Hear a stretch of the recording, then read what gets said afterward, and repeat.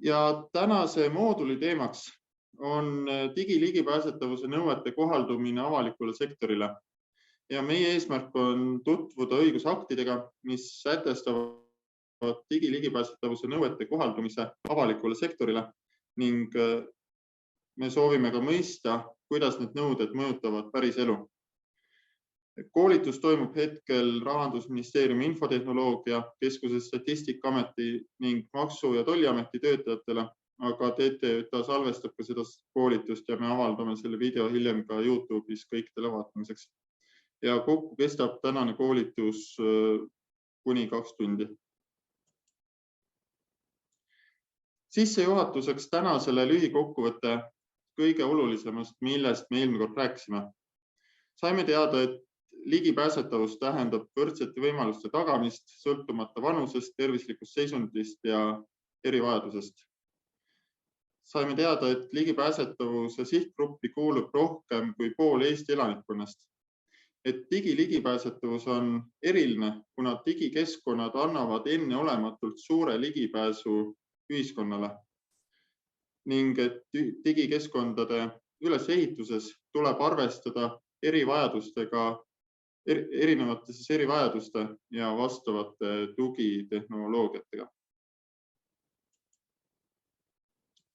Esimene suur alateema täna on avaliku sektori digiligipääsetavuse direktiiv ja nõuded, mis sellest direktiivist tulevad. Nagu eelmises moodulis öeldud, on tegemist avaliku sektori digiligipääsetavusnõuete alusdokumendiga. Alustuseks käime üle mõned üldised faktid direktiivi kohta. Kuna suuremat osa nendest ma juba tutvustasin eelmine kord, siis me teeme seda lühidalt. Direktiivi nimi Euroopa Liidu teatajas on direktiiv 2016/2102, mis käsitleb avaliku sektori asutuste veebisaitide ja mobiilirakenduste juurdepääsetavust. Inglise keeles on direktiivi nimetus The Web Accessibility Directive.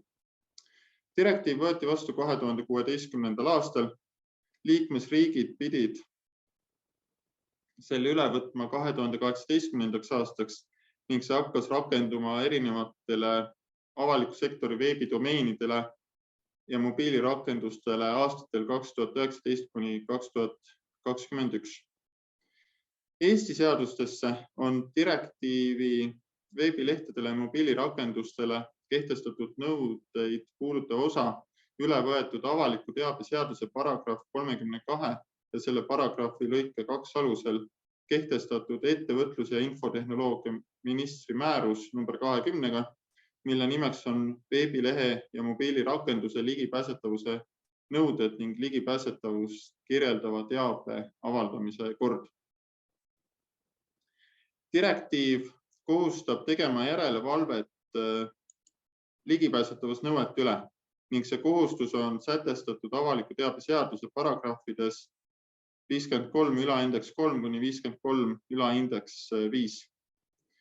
Ja arvestades, et ma olen juba mitu korda nii esimese kui teise mooduli käigus rääkinud, miks on oluline muuta avalik sektor digiligipääsetavaks, kõlab järgnev juba tarbetu targutamisena. Aga seda tuleb mainida, sest kui me jõuame ühel hetkel konkreetsete sätete ja kaasuste tõlgendamiseni, siis tuleb meeles pidada, mis on kogu vastava seadusandluse suund, filosoofia ja ideoloogia. Direktiivi eesmärk on välja toodud 2 kohas, tsiteerin teile 9. põhjenduspunkti. Käesoleva direktiivi eesmärk on tagada, et avaliku sektori asutuste veebisaidid ja mobiilirakendused tehakse ühistest juurdepääsetavusnõuetest lähtuvalt juurdepääsetavamaks.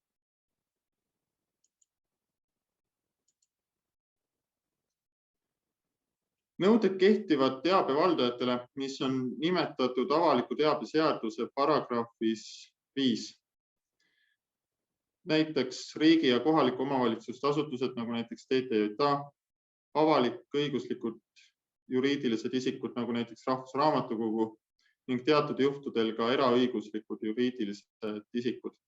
Eelkõige on viimaste all silmas peetud ettevõtteid, kes osutavad avalikke teenuseid.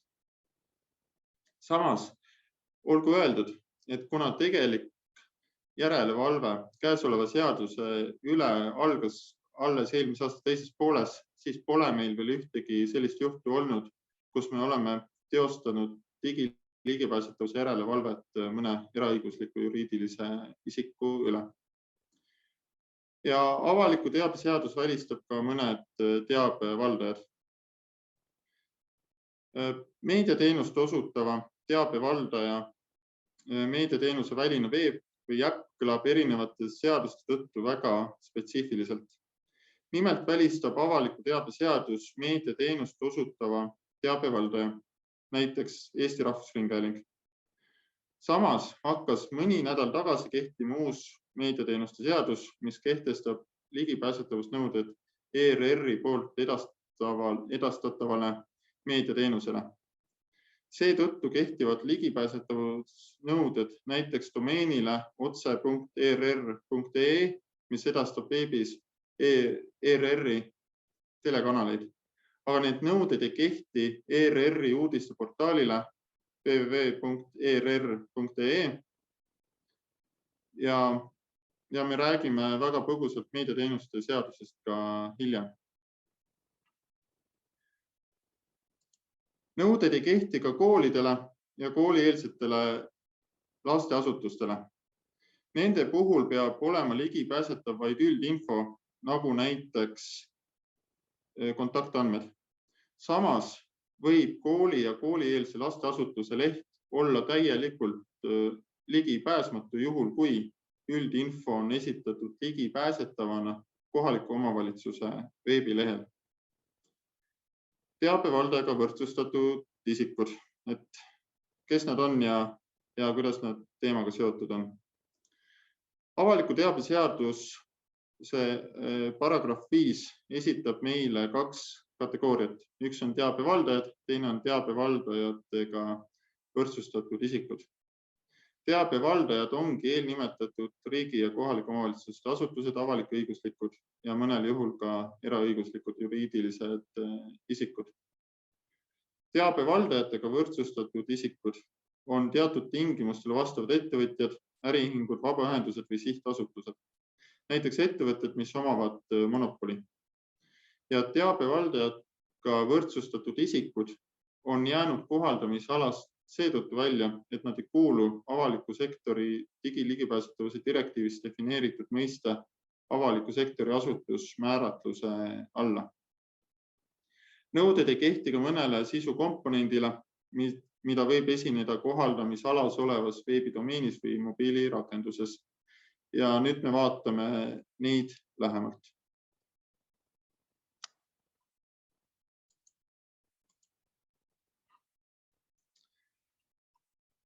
Direktiivi artikli 1 lõike 4 punkt A ütleb, et direktiivi ei kohaldata kontoritarkvara failiformaatidele, mis on avaldatud enne 23. septembrit 2018. Välja arvatud juhul, kui selline sisu on vajalik asjaomase avaliku sektori asutuse täidetavate ülesannetega seotud pooleli olevate haldustoimingute jaoks. Mis asi on kontori tarkvara failiformaat?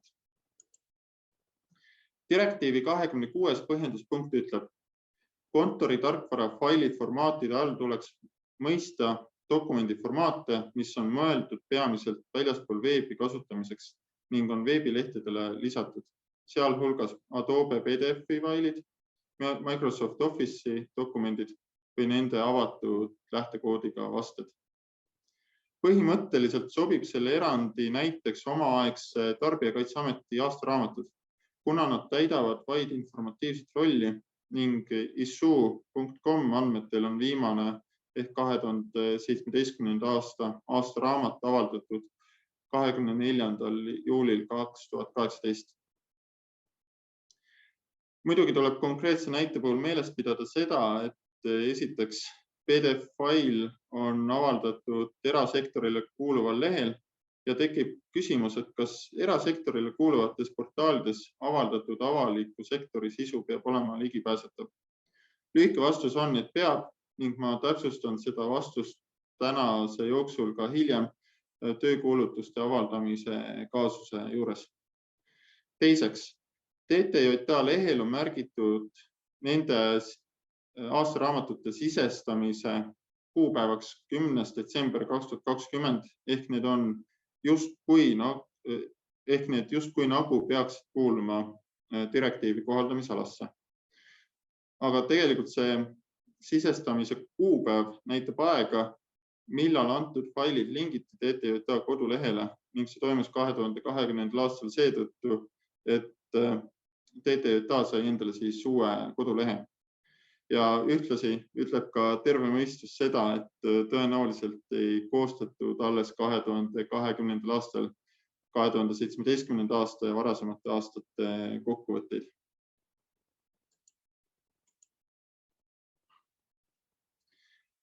Direktiivi artikli lõike 4 punktid B ja C räägivad ajas muutuvast meediumist ning kuna ilma süvenemata võib see termin jääda häguseks, siis enne järgmisi erandeid vaatame korra, mida see termin tähendab. Direktiivi 3. artiklis on see termin defineeritud järgmiselt. Ajas muutuv meedium on järgmist tüüpi meedium. Ainult audio, ainult video, audio ja või video, mis sisaldab interaktsiooni. See definitsioon kõlab üpris häguselt, aga mainitud 4 tüüpi tulenevad ligipääsetavusnõuete sellest osast, mis on Euroopa digiligipääsetavuse standardisse võetud otse PCAG-st. Ehk me saame ajas muutuva meediumi näidetest aru, kui me vaatame vastavat PCAG suunist ja selle alla kuuluvaid nõudeid. Seega hõlmab mõiste ajas muutuv meedia endas kõiksugu audio ja video sisu. Nii sellist, mis on ainult heliline, nii sellist, mis on ainult visuaalne, kui ka sellist, mis kombineerib mõlemat komponenti. Ehk siis alates taskuhäälingutest ja tummfilmidest kuni tänase koolituse videosalvestuseni välja.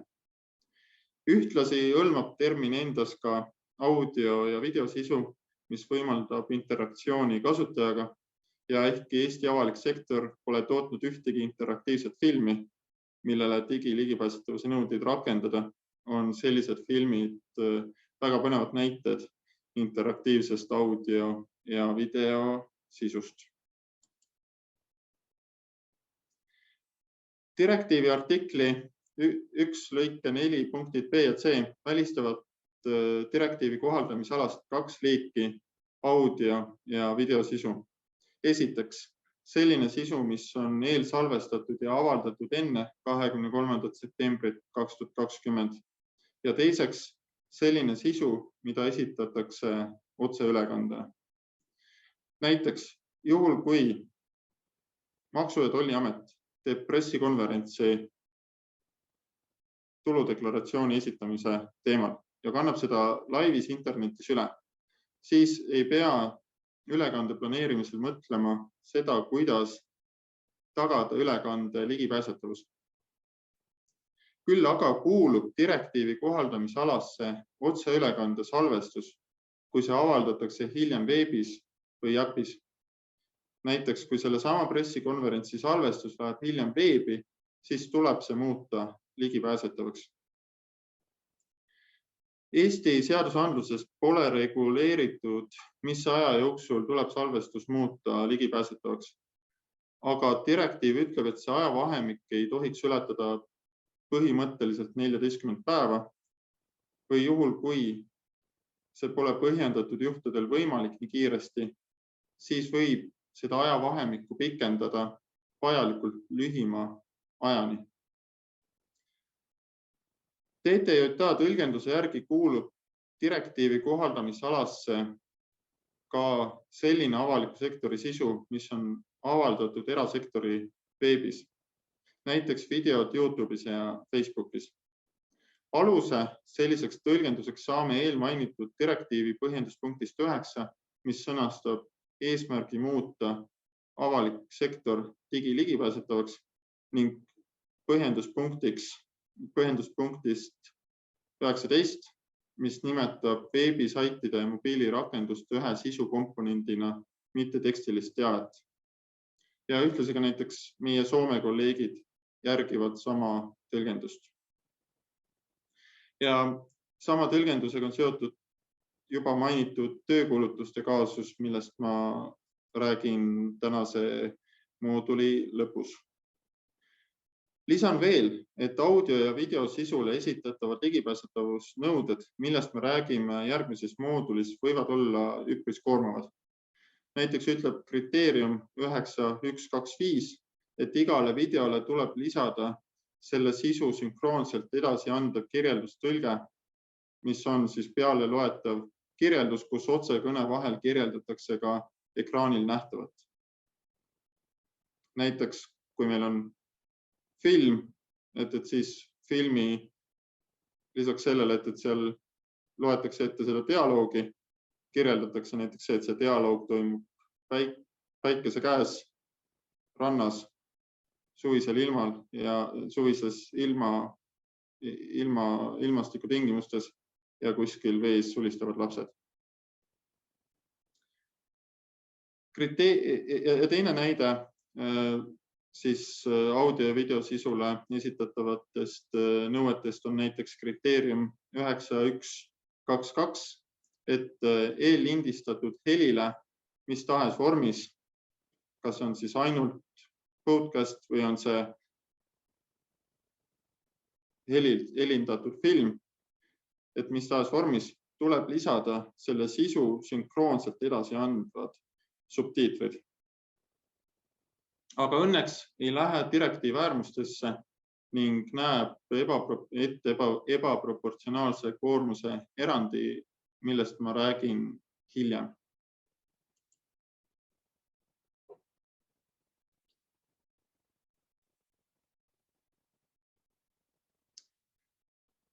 Direktiivi artikli 1 lõike 4.d välistab direktiivi kohaldamisalast internetipõhised kaardid ja kaardistamisteenused tingimusel, et navigeerimiseks kasutatavate kaartide puhul esitatakse esmatähtis teave ligipääsetaval digitaalsel kujul. Mida see tähendab? Seda, et kõiksugu kaardid, välja arvatud navigeerimiseks kaardid, võivad olla ligipääsmatud. Ja navigeerimiseks mõeldud kaartide all peetakse silmas selliseid kaarte, mis aitavad inimestel jõuda punktist A punkti B. Näiteks, kuidas jõuda bussipeatusest Maksu- ja Tolliameti teenindussaali. Seega võivad navigeerimiseks mõeldud kaardid olla ligipääsmatud juhul, kui inimesed saavad kasutada ligipääsetavat alternatiivi ehk ligipääsetavaid abivahendeid, mis aitavad neil jõuda sihtkohta ilma veebis või äpis olevat kaarti vaatamata. Tingimus ongi tehtud nende inimeste tõttu, kes ei saa visuaalset teavet või keerukaid navigatsioonifunktsioone hästi kasutada. Hea näide selle erandi puhul oleks riigiasutus, kelle veebis on nende omaenda poolt ligipääsmatu sisuga loodud kaart, kus on märgitud asutuse asukoht ja selle kaardi kõrval on põhjalik tekstiline selgitus. Ma kahjuks ei tea sellist head näidet, mis tõttu on slaidil näide, kus tekstiline selgitus on koos Google Mapsi kaardiga. Aga samas Google Maps ei kuulu üldse direktiivi kohaldamisalasse ja selle põhjuseks on järgmine erand. Ja see erand on kirjeldatud direktiivi artiklis 1 lõike 4.d, mis ütleb, et direktiivi ei kohaldata sellisele kolmandate isikute pakutavale sisule, mida ei rahasta ega arenda avaliku sektori asutus ja mida selline asutus ei saa mõjutada. Näide ongi põhimõtteliselt seesama eelnimetatud Google Mapsi kaart Astangu keskuse veebilehel. Direktiiv toob ka mõningaid näiteid, mis on pigem vähelevinud avalikus sektoris. Näiteks uudisteportaal, mis koosneb erinevatelt panustajatelt saadud sisust või veebisaidid, mis aja jooksul lisavad automaatselt sisu muudest allikatest, nagu seda on näiteks veebid, kus reklaami saavad näidata ka need, kes ostavad reklaami Google'isse, mitte otse sellele veebikanalile. Direktiiv ütleb ka, et sellist sisu ei tohi põhimõtteliselt kasutada, kui see takistab või vähendab sellistel veebilehtedel või mobiilirakendustes pakutava avaliku teenuse funktsionaalsust.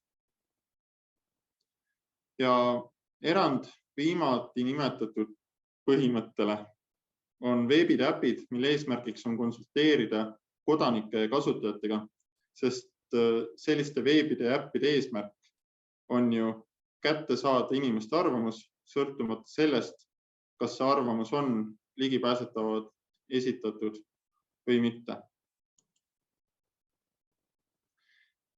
Ja viimasena ma võtan kokku 3 suhteliselt spetsiifilist sisukomponenti, mis ei kuulu direktiivi kohaldamisalasse.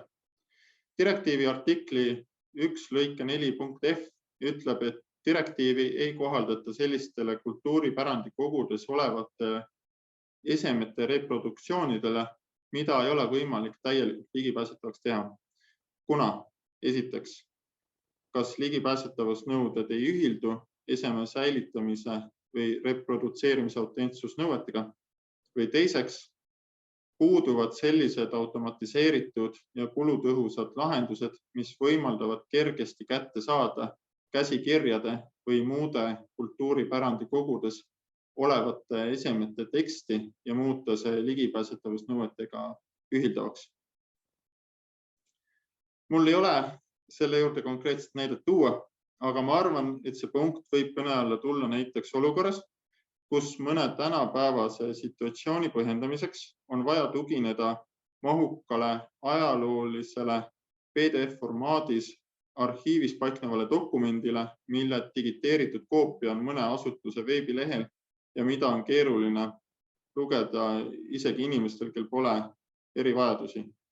Ja me teame ka näiteks Eesti kohtupraktikast, et ikkagi ka vaadatakse mõnikord ikkagi aastakümnete, aastasadade taguseid dokumente. Üks sihuke juhuslik näide, mis mulle praegu näiteks pähe tuli, oli siin mõni aasta tagasi oli küsimus selles, et kas mingi osa Venemaa elanikke, kes pidanuks saama 1920. aastal ehk siis 100 aastat tagasi Tartu rahulepingu järgi Eesti kodakondsuse või mitte, et kas nad siis on täna Eesti kodanikud või nad ei ole. Et selline arutelu oli ja kohus ja kõik kaasatud ametiasutused, näiteks PPA, ajasid näpuga järgi omaaegsetes arhiividokumentides, võeti ette omaaegne kodakondsusseadus ja toimetati vanemate dokumentidega. Direktiivi artikli lõike 4.g ütleb, et direktiivi ei kohaldata ekstranettide ja intranettide sisule, mis kujutab endast ainult kinnisele isikute ringile ja mitte üldsusele kättesaadavaid veebe, mis on avaldatud enne 23. septembrit ning mida ei ole sellest ajast peale oluliselt uuendatud. Siia alla käivad näiteks kõik rohkem kui 3 aastat vanad asutuste siseveebid. Direktiivi artikli 1 lõike 4.h ütleb, et direktiivi ei kohaldata selliste veebide ja äppide sisule, mida võib käsitleda arhiivina ehk mis sisaldavad ainult sisu, mida ei ole vaja pooleli olevate haldustoimingute jaoks ja mida ei ole ajakohastatud ega muudetud pärast 23. septembrit 2019. Ei oska isegi öelda, kas mõni selline veeb on Eestis olemas, aga kui teate, võite sellest märku anda. Nüüd juba korra mainitud ebaproportsionaalsest koormusest. Avaliku teabe seadus defineerib kokkuvõtlikult, et pingutus on ebaproportsionaalselt suur, kui esiteks teabevaldaja suurust, ressurssi ja tüüpi arvestades toob veebi ja äpi ligipääsetavaks tegemine kaasa ebamõistlikud kulud ning teiseks veebi või äpi kasutamise sagedust ja kestust arvestades toob veebilehe või mobiilirakenduse ligipääsetavaks tegemine kaasa ebamõistlikud kulud. Direktiiv täiendab, et asutus peab ise selle hindamise läbi viima ning erandkorras on võimalik jätta täitmata ainult need ligipääsetavusnõuded, mis seda koormust tekitavad. Ligipääsetavuse avalduses, millest me räägime varsti, tuleb selgitada, millised ligipääsetavusnõuded on koormise tõttu jäänud täitmata ning kui on võimalik, siis tuleb pakkuda osaliselt või täielikult ligipääsmatuks jäänud sisule ligipääsetavaid alternatiive. Ühtlasi julgustab direktiiv tekitama mõistlikkuse piires ligipääsetavaid alternatiive ka sisule, millele ligipääsetavusnõuded ei kohaldu.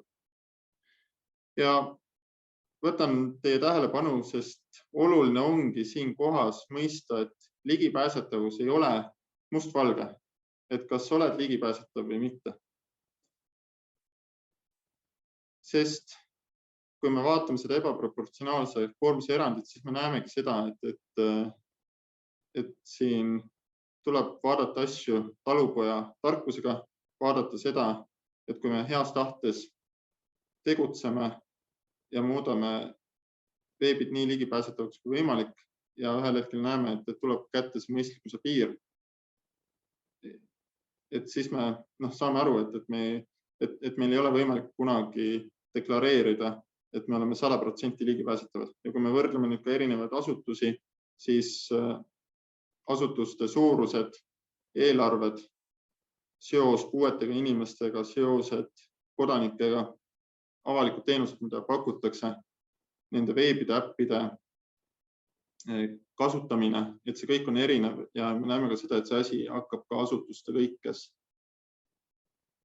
varieeruma. Ja ebaproportsionaalne koormus tekibki siis, kui see hakkab segama asutuse põhitegevust. Ja nagu ma juba ütlesin, et mõistlikkuse piires tuleb muuta nii palju veebist, äpist ja sisust ligipääsetavaks, kui see on võimalik. Ja direktiiv toob välja ka põhjused, millega ei sobi ebaproportsionaalset koormust põhjendada. Tsiteerin direktiivi. Selle hindamisel, millises ulatuses ei ole nõudeid seetõttu võimalik täita, et nendega kaasneks ebaproportsionaalne koormus, tuleks arvesse võtta üksnes õigustatud põhjuseid. Õigustatud põhjuseks ei tohiks olla see, et juurdepääsetavust ei peeta prioriteediks, et puudub aeg või puuduvad teadmised. Samuti ei tohiks olla õigustatud põhjuseid selleks, et mitte hankida või arendada tarkvarasüsteeme veebisaitide ja mobiilirakenduste sisu haldamiseks juurdepääsetaval viisil, kuna nõuetele vastavuse tagamiseks on olemas piisavad ja soovituslikud tehnilised võtted, mis tagavad, et need süsteemid vastavad käesolevas direktiivis sätestatud juurdepääsetavusnõuetele. Ja antud teema lõpetuseks mainin, et TTJA-l ei ole veel tekkinud ühtegi kaasust, kus me hindame, kas ebaproportsionaalse koormuse erand on õigustatud või mitte. Ja vastava arutelu tekkeks tulebki kõigepealt teavitada avaliku sektori asutusi selle erandi olemasolust.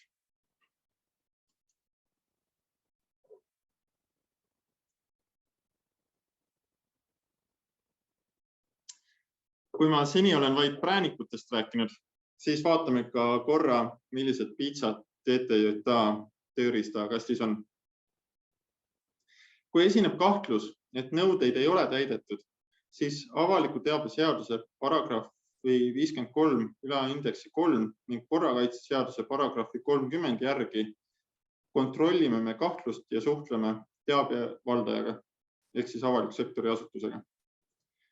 Ja nõude järgimist on kerge kontrollida, sest me teeme järelevalvet avalike veebide ja äppide üle ning üldjuhul tuleb lihtsalt antud veebilehele või mobiilirakendusse minna ja testida nõuetele vastavust. Ja kuna teadmised ligipääsetavusnõuetest on hetkel suhteliselt madalad, siis tihti pöördub TTJA poole teabevaldaja ise ning senimaani on suhtlus olnud teabevaldajaga kerge. Ja suhtluse selles faasis TTJA vajadusel veel täpsustab asjaolusid ning juhib tähelepanu puudujääkidele. Kui me tuvastame nõuete rikkumise, siis avaliku teabe seaduse paragrahvi 53 ülaindeks 4 alusel me teavitame selle tuvastamisest ning anname võimaluse rikkumise kõrvaldamiseks või arvamuse ja vastuväidete esitamiseks. Kusjuures senimaani on üldjuhul kahtluse esinemine ja rikkumise tuvastamine käinud käsikäes, sest nagu juba öeldud, saab tegelikult igaüks igal ajal kontrollida peaaegu iga veebi või äppi ligipääsetavust, sõltumata sellest, kas keegi on talle sel teemal vihjanud või mitte. Ja see faas on ka täna TTJA-le kõige olulisem, sest madala teadlikkuse tõttu tulebki teabevaldajaid ehk siis teid, armsad kuulajad, koolitada, erinevate võimaluste üle teiega arutada ja seeläbi jõuda ka puudujääkide kõrvaldamiseni. Ja ühtlasi aitab väga palju selles faasis püsida teabevaldajate heatahtlik soov lahendusi leida. Kuna TTJA ei ole senimaani ühtegi ettekirjutust koostanud ligipääsetavusnõuete rikkumisest, siis meil järgmiste sammude praktika hetkel puudub. Kuid avaliku teabe seaduse paragrahvi 53 ülaindeksi 4 järgi järgneb rikkumise lõpetamata jätmisele ettekirjutus, mis kohustab rikkumist lõpetama. Teabevaldaja peab võtma ettekirjutuse saamisest alates 5 tööpäeva jooksul kasutusele abinõud ettekirjutuse täitmiseks ning teatama sellest TTJA-d ja TTJA avalikustab teabevaldaja teate oma veebilehel. Avaliku teabe seaduse paragrahvi 53 ülaindeks 5 järgi võib TTJA pöörduda teabevaldaja kõrgemal seisva asutuse, isiku või kogu poole teenistusliku järelevalve korraldamiseks või ametniku suhtes distsiplinaarmenetluse algatamiseks, juhul kui teabevaldaja ettekirjutust ei täida. Ja TTJA pöördumine tuleb sellisel juhul läbi vaadata 1 kuu jooksul ning TTJA peab selle tulemustest teavitama. Ja direktiivi alateema lõpetuseks toon põgusalt välja mõningad sellised tähelepanuväärsed sätted direktiivist, mis eelkäsitletud teemade alla ei mahtunud. Tähelepanelikud jälgijad vast märkasid, et ma senimaani tuginesin jutupunktides üpris palju direktiivi põhjenduspunktidele. Ja kes ei tea, siis tegemist on selle osaga direktiivist, mis asub preambuli ja artiklite regulatiivosa vahel.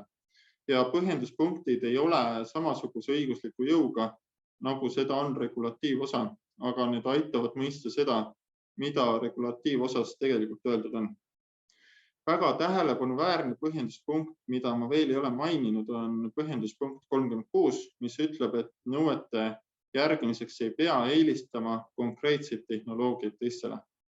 Põhjenduspunktis öeldakse, et nõuete eesmärk on kirjeldada, mida tuleb saavutada, et kasutajad saavad veebi, äppi ja seotud sisu tajuda, kasutada, tõlgendada ja mõista.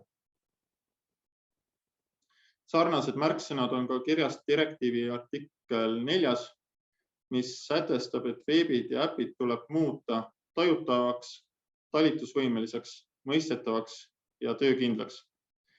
Nendesse 4 märksõnasse on kokku võetud ka kõik BCAG põhimõtted ning nende peale on üles ehitatud ka Euroopa Liidu digiligipääsetavuse standard. Ja artikkel 6 kehtestab Euroopa Liidu digiligipääsetavuse standardi ning kuna vahepealsetel aastatel on standard uuenenud, siis uuendatakse kehtiva standardversiooni eraldi rakendusotsusega. Direktiivi artikkel 7 kehtestab ligipääsetavusavalduse nõude ning me tegeleme selle avaldusega juba mõne hetke pärast täpsemalt. Ja oluline on vast ka märkida seda, et hetkel tegeleb Euroopa Komisjon direktiivi kohaldamise läbivaatamisega. Loodan, et selles osas tuleb häid uudiseid, ilma irooniata häid uudiseid juba suve ja sügise jooksul. Teine suur alateema, millest me täna räägime, on ligipääsetavuse avaldus. Ligipääsetavuse avaldus on sisuliselt seesama veebilehe sisu kasutusjuhis, mille link on täna pea kõikide Eesti avaliku sektori veebilehtede päises nupu juurdepääsetavus all. Samas tuleb sellest põhjalikult rääkida, sest sellele on kehtestatud täpsed nõuded ning tänased Eesti kasutusjuhised nendele nõuetele ei vasta. Kuna TTJA on alles alustanud digiligipääsetavuse järelevalvega, siis me ei ole jõudnud ka kahjuks juurutama selle avalduse õiget vormi, aga see on meil plaanis ette võtta käesoleval aastal.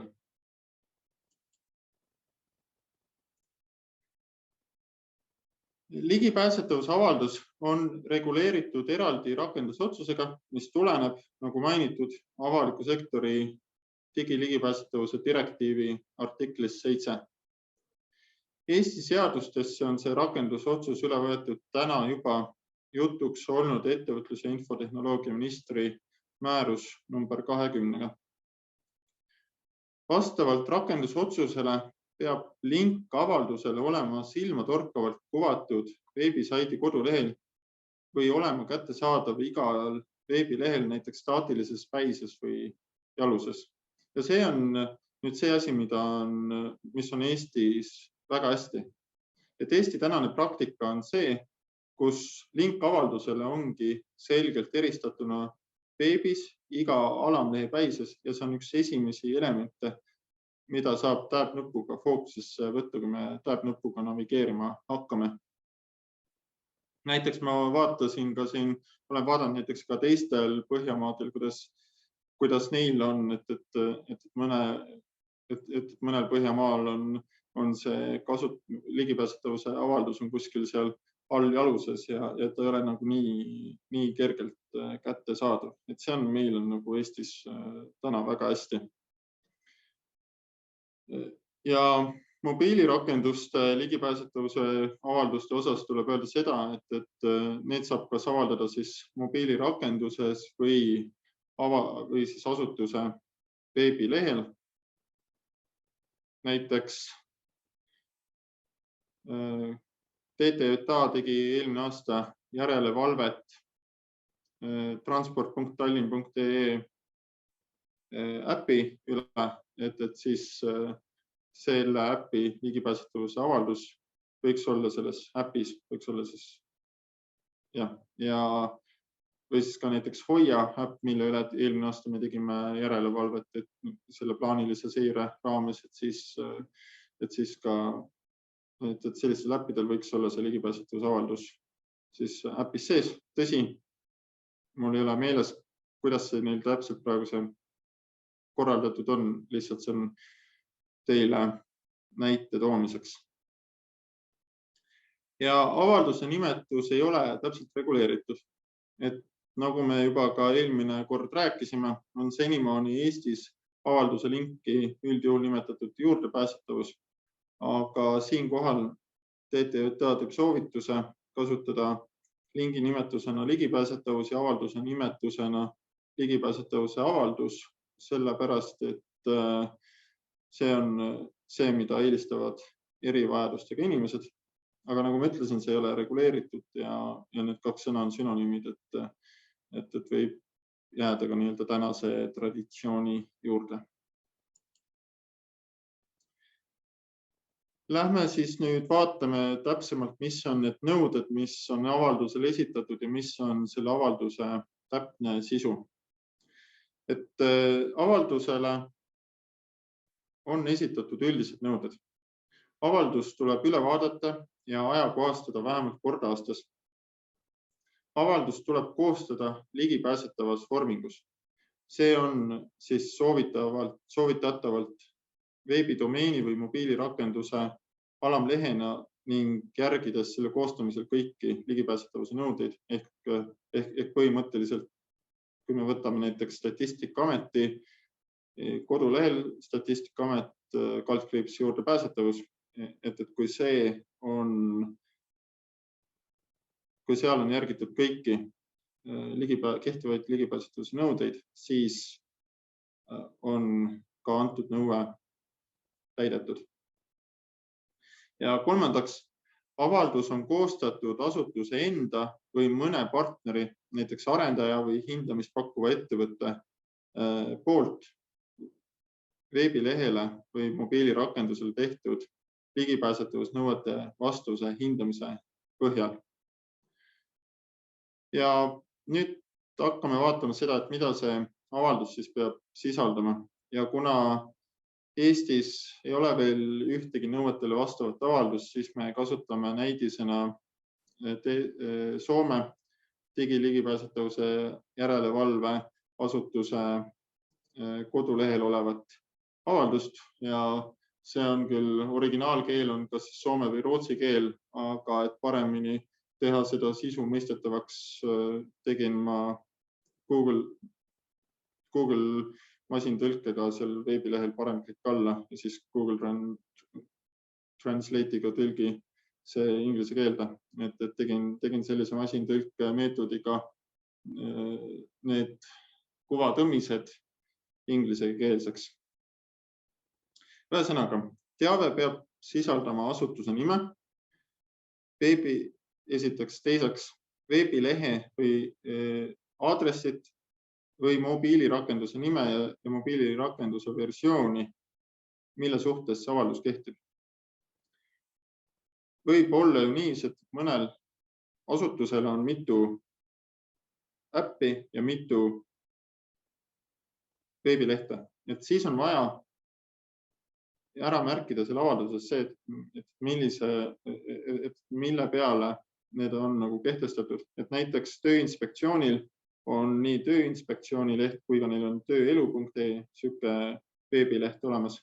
Et põhimõtteliselt nad võivad kogu selle sisu kokku panna üheks ligipääsetavuse avalduseks, kus on öeldud, et see kehtib nii tööelu.ee-le kui ka TI.ee-le.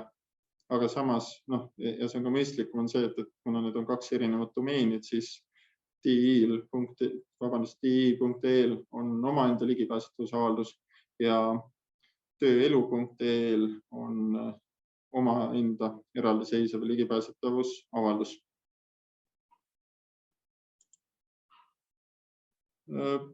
Ja siis rakendusotsus on ka kehtestanud väga sellise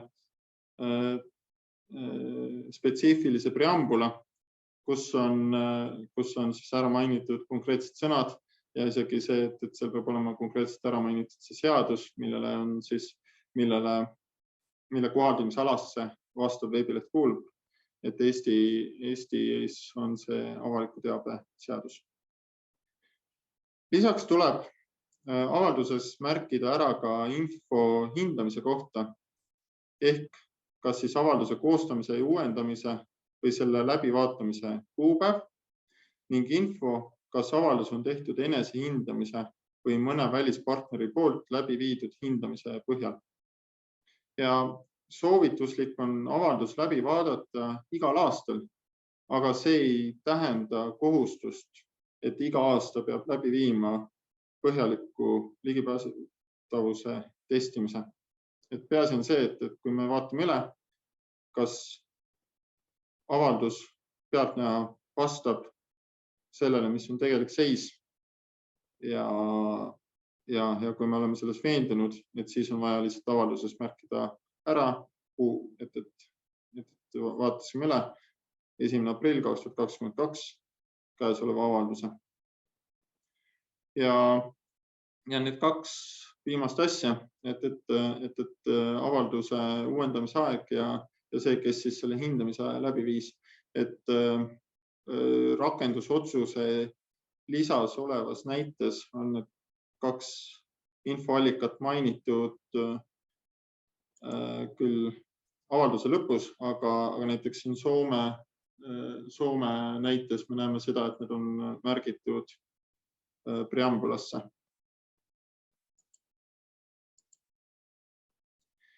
Järgmine, mis tuleb avaldusse kirja panna, on nõuetele vastavuse seis. Ja siin on 3 varianti.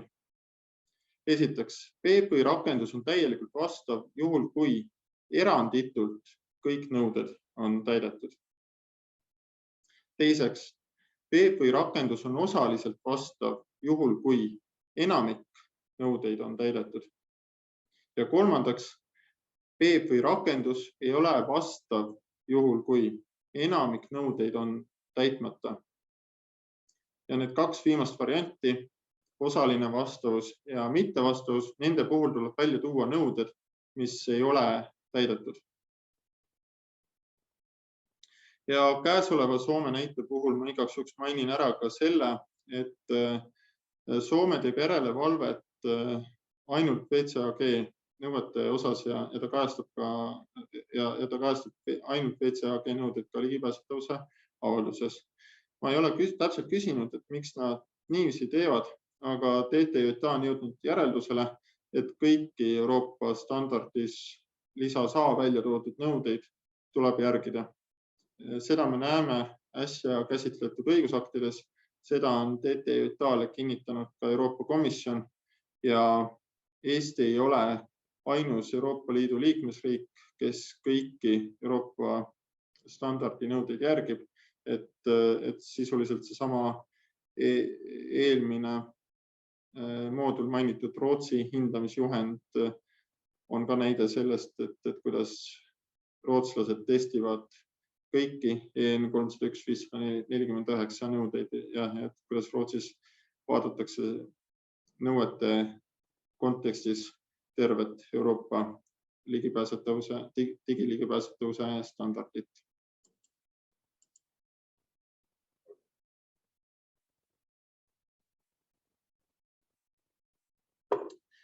Edasi tuleb kirjeldus, millised osad veebi või rakenduse sisust või funktsioonidest ei ole ligipääsetavad koos põhjusega.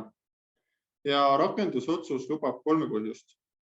Esiteks, mittevastavus õigusnormidele. Sel juhul tuleb kirjeldada lihtsalt ja arusaadavalt, mil moel ei ole sisu või funktsioonid ligipääsetavad ning juurde tuleb lisada viide nõuetele, mis on seetõttu täitmata. Teiseks, ligipääsetavaks muutmine tekitab ebamõistlikult suure koormuse. Sel juhul tuleb välja tuua ligipääsmatu sisu või funktsioonid, mille puhul me rakendame juba räägitud ebaproportsionaalse koormuserandit. Ja kolmandaks, sisule või funktsioonidele ei pea rakendama ligipääsetavuse nõudeid ja sel juhul tuleb välja tuua ligipääsmatu sisu või funktsioonid, mis ei pea ligipääsetavad olema. Ja sõltumata sellest, millist 3 põhjust me kasutame, on igal juhul soovituslik lisada ülevaade ligipääsetavatest alternatiividest, juhul kui need olemas on. Ja igaks juhuks mainin, taas vaatame seda Soome näidet, Soome avaldust, et igaks juhuks mainin, et kui rakendusotsuse praegune esitlus rääkis esmalt sellest, et tuleb välja tuua nõuded, mille järgimisel esineb puudujääke ning seejärel on nii rakendusotsuses kui esitluses mainitud see, et on vaja kirjeldada, milline osa sisust on ligipääsmatu, siis me näeme Soome avalduses seda, et nad esitavad mõlemat teemade kaupa. Me näeme seda, et on nimetatud puudujääk, puudujäägi kirjeldus ja seejärel puudujäägi tõttu mitte vastavad nõuded. Peale seda tuleb uus puudujääk koos selle kirjelduse ja sellele puudujäägile tõttu mitte vastavate nõuetega ja nii edasi.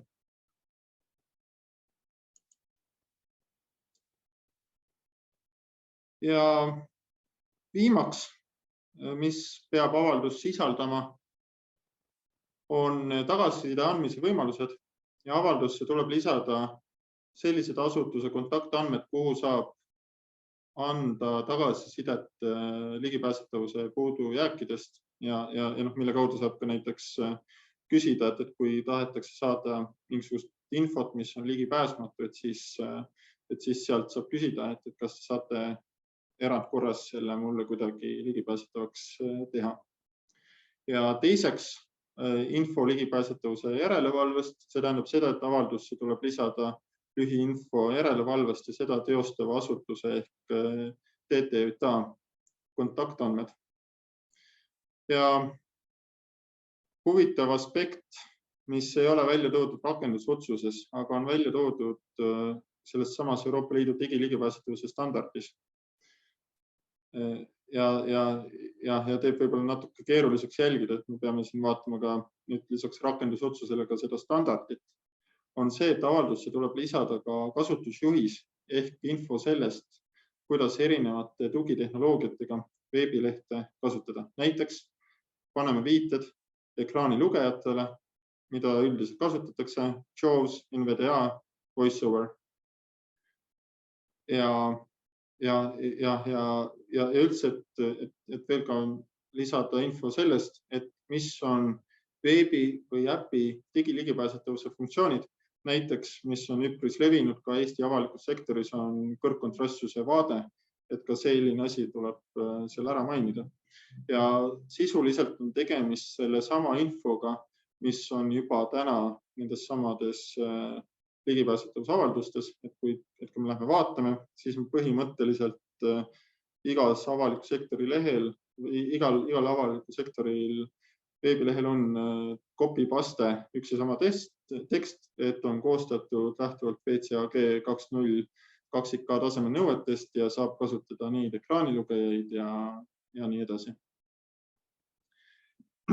Vabandust. Ütlen veel ka seda selle ligipääsetavuse avalduse kohta, et mis mulle Soome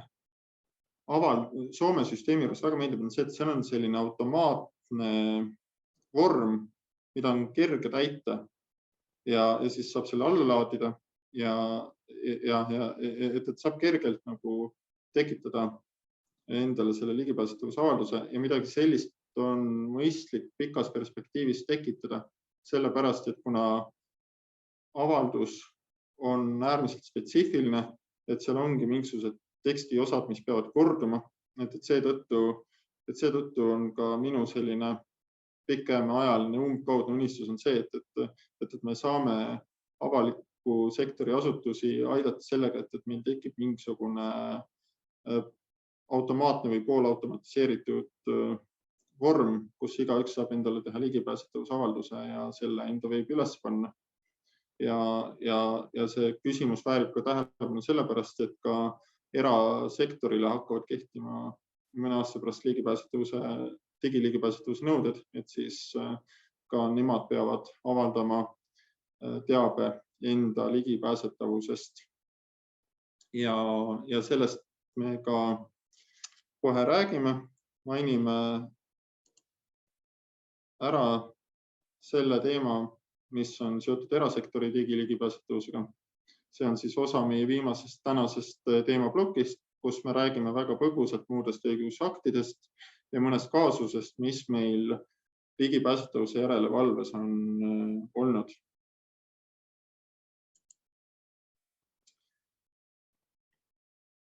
Plaanilise järelevalve otsusest ma tegelikult juba eelmine kord rääkisin, aga kuna täna me räägimegi õigusaktidest, siis mainime ikka selle ka ära. See otsus tuleneb samuti direktiivist, võeti vastu samal ajal kui ligipääsetavuse avalduse rakendusotsus ja see kehtestab metoodika ja aruandluskorra ligipääsetavusnõuete plaanilise järelevalve tegemisele. Ja nagu eelmine kord sai öeldud, selle sama otsuse alusel valmiski eelmise aasta lõpuks juba mitu korda mainitud aruanne Eesti avaliku sektori digiligipääsetavusest 2021. aastal. Ja olles nüüd mõni hetk tagasi kuulnud seda, kuidas TTJA viib läbi nõuete tagamise menetlust, võib teil tekkida küsimus, et kuidas on siis see rakendusotsus seotud üldise pildiga. Ja nimelt see rakendusotsus kohustab TTJA tegema plaanilist järelevalvet ehk meil tuleb igal aastal kokku panna valim, millele me ligipääsetavuse seiret teeme. Eelmine aasta või õigemini see rakendusotsus näeb ette koodid.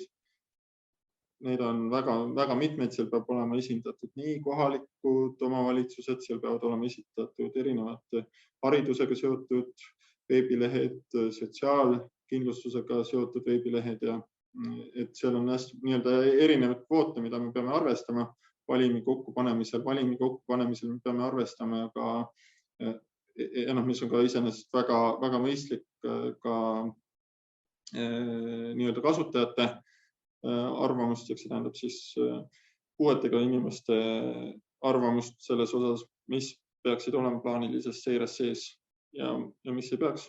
Ja kokku on meil 102 veebi, millele me peame tegema lihtsustatud seiret. Lihtsustatud seire on siis see, et me peame kontrollima vastavust ainult mõnele ligipääsetavusnõudele. 15 veebile me peame tegema põhjaliku seire. See tähendab seda, et me testime kõiki ligipääsetavusnõudeid nende veebilehtedel ja 7 äpile me teeme ka põhjaliku seire.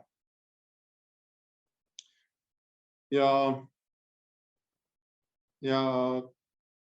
kuidas vot see ka, et kui me räägime siin sellest, et meil on põhjaliku seire 15 veebi ja lihtsustatud seire 102 veebi, et siis võib olla üks veeb nagu mõlemas nii-öelda valimis, et põhimõtteliselt oli meil eelmise aasta põhjalikus seires ka Maksuamet ja Maksuametile me tegime nii põhjaliku seire kui ka lihtsustatud seire. Ja edasi minna, et kuidas siis erineb see plaaniline järelevalve ja varem kirjeldatud järelevalve.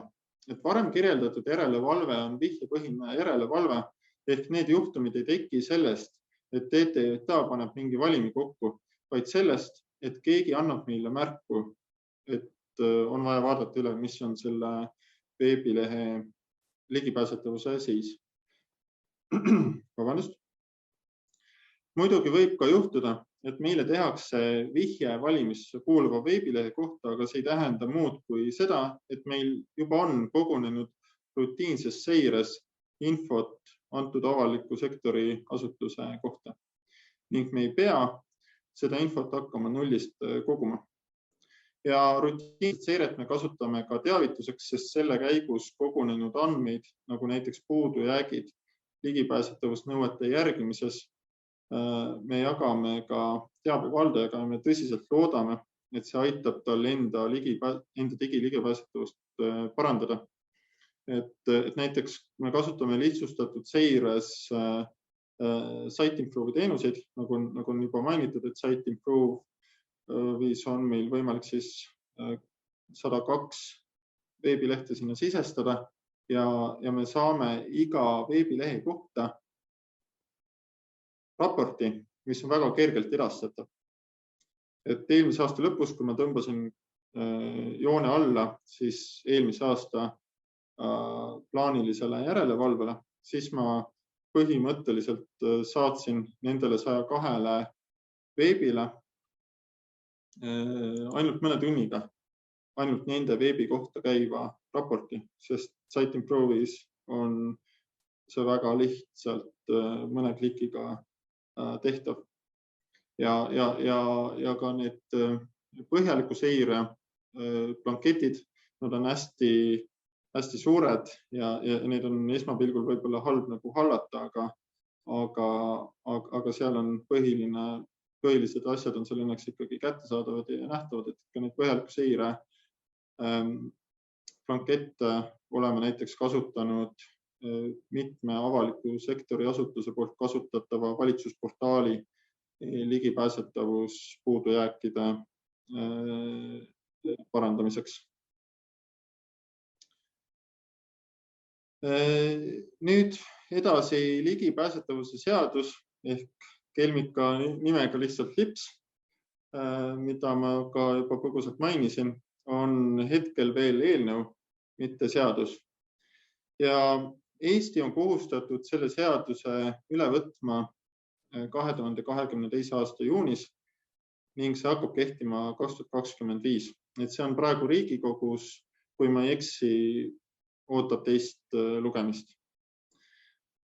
See seadus võtab Eesti õigusesse üle toodete ja teenuste ligipääsetavuse direktiivi ning see on laiahaardeline seadus, kattes ära peale digiligipääsetavuse ka mitmed muud valdkonnad, näiteks e-lugerid, iseteenindusterminalid. Ja see seadus mõjutab eelkõige erasektorit ning avaliku sektori digiligipääsetavuse nõudeid reguleerib ikkagi sisuliselt üksnes avaliku teabe seadus. Ja LIPSi osas ka veel seda, et LIPSi kohaldamisalasse ei hakka kuuluma terve erasektor, vaid seal on ikkagi konkreetsed sellised valdkonnad, kes on sinna sisse pandud, et näiteks finantsteenused, transporditeenused, et see LIPS ei ole nii laia, et ta ei haara erasektorit nii laialt, kui haarab avaliku sektori digiligipääsetavuse direktiiv avaliku sektori asutusi. Ja viimane seadus sellel slaidil, meediateenuste seaduse uus redaktsioon, hakkas kehtima märtsi esimeses pooles ja avaliku sektori digiligipääsetavusega on see seotud eelkõige seeläbi, et Eesti Rahvusringhääling ehk ERR on kohustatud enda meediateenused, nagu näiteks veebilehel otse.err.ee näidetavad telekanalit tegema ligipääsetavaks. Ja siinkohal ma ka kiidan ERR-i, sest umbes nädal enne seaduse kehtima hakkamist võttis ERR kasutusele automaatsubtiitrid, mis on mõeldud vaegkuulijatele ja aitavad neil jälgida päevakajalisi otsesaateid, Aktuaalne kaamera, Esimene stuudio ja nii edasi. Ja lõpetuseks vaatasin põgusalt TTJA avalikus dokumendiregistris ringi ning leidsin sealt 2 kaasust, mida on põnev just õigusaktide kohaldumise vaates tutvustada. Esimene kaasus, et tekkis küsimus, et kas erafirma portaalis, näiteks CV Online, CV Keskus, avaldatud riigiasutuse töökuulutus peab olema ligipääsetav. Ja avaliku sektori digiligipääsetavuse direktiiv ei ütle otseselt, et iga sedamoodi pilt või teave peab olema ligipääsetav sõltumata selle avaldamise kohast. Aga samas me saame seda direktiivist järeldada, kui me vaatame 2 põhjenduspunkti, ühte neist ma tegelikult juba olen ka maininud. Direktiivi 19. põhjenduspunkt ütleb, et veebisaitide ja mobiilirakenduste sisu hõlmab tekstilist ja mittetekstilist teavet, allalaaditavat dokumente ja vorme. Ning 26. põhjenduspunkt ütleb, et kontoritarkvara failiformaatide all tuleks mõista dokumendiformaate, mis on mõeldud peamiselt väljaspool veebi kasutamiseks ning on veebilehtedele lisatud, sealhulgas PDF-failid, Microsoft Office ja kõik nende vastad. Ja kui me nüüd nagu mõtleme sellele olukorrale, et tekib natuke veider olukord, et juhul kui riigiasutus teeb ligipääsmatu PNG pildi, nagu on näiteks mõnes kohas töökuulutused, siis ei tohi see riigiasutus seda pilti avaldada enda veebis. Ja see on natuke sihuke kummaline olukord. Ja seetõttu on loogiline järeldada, et üldjuhul peab igasugune riigiasutuse poolt loodud sisu olema ligipääsetav. Ja näiteks sel teemal oli ka arutelu juba ennem seda, kui see kaasus tekkis siin kuskil veebruaris vist meie Taani kolleegidega. Näiteks Taani kolleegid tõlgendavad direktiivi täpselt samamoodi. Ja rääkides uuesti töökuulutustest, et siis kokkuvõtlikult on okei vormistada töökuulutuspildina, mis ei ole ligipääsetav, aga sellisel juhul peab olema selle pildi juures seesama töökuulutuse tekst või juhul, kui näiteks selle portaali formaat ei võimalda tekstilist alternatiivi lisada, siis tuleb sinna juurde panna link või viide sinna kohta, kus on olemas selle töökuulutuse tekstiline alternatiiv. Ja teine kaasus ei hakka salgama, et see on rahvaloenduse kaasus, sest natuke kajastati seda ka meedias. Teatavasti tekkis jaanuaris keset rahvaloenduse toimumist olukord, kus rahvaloenduse veebirakendus oli pimedatele ligipääsmatu. Rahvaloenduse tiim, kelle jaoks oli see ootamatu kriis, hakkas kohe otsima lahendusi koos TTJA ja Pimedate Liiduga.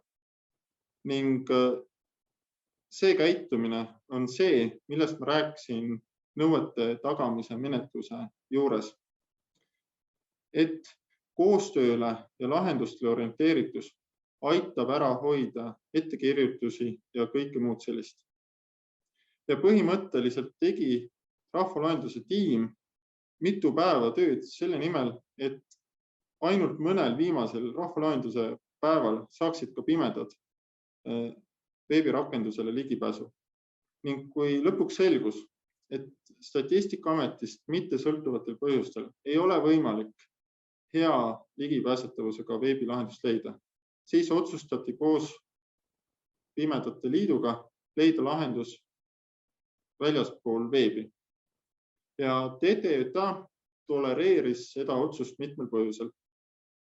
Näiteks seetõttu, et enne rahvaloenduse lõppu ei oleks leitud veebis töötavat varianti. Lisaks veel seetõttu, et teadmisi ligipääsetavusest oli väga vähe sellel hetkel rahvaloenduse tiimil. Ning kolmandaks see, et hoolimata kõigest oli rahvaloenduse tiimil suur soov leida ligipääsetav variant. Aga samas on täiesti kindel, et sellised asjad ei tohi hakata korduma aastast aastasse, juhtumist juhtumisse, sest tuletage meelde digiligipääsetavuse õigusaktide filosoofiat. Avalik sektor peab olema digiligipääsetav. Ühesõnaga hetkeplaanide kohaselt me kohtume järgmine kord minu teada 29. aprill kell 10 hommikul, kui on teemaks digiligipääsetavuse nõuded. See on siis juba konkreetselt need samad nõuded, et milline peab olema kontrastsus, mis seal, et kuidas näiteks peab saama klaviatuuriga navigeerida ja nii edasi. Ja seejärel 6. mail, kus on teemaks digiligipääsetavuse tagamine, mis on need samad testimised, need samad tööriistad, mida me saame kasutada ja sellised teemad ja mõtted. Ja minu poolt suur tänu ja ilusat päeva jätku!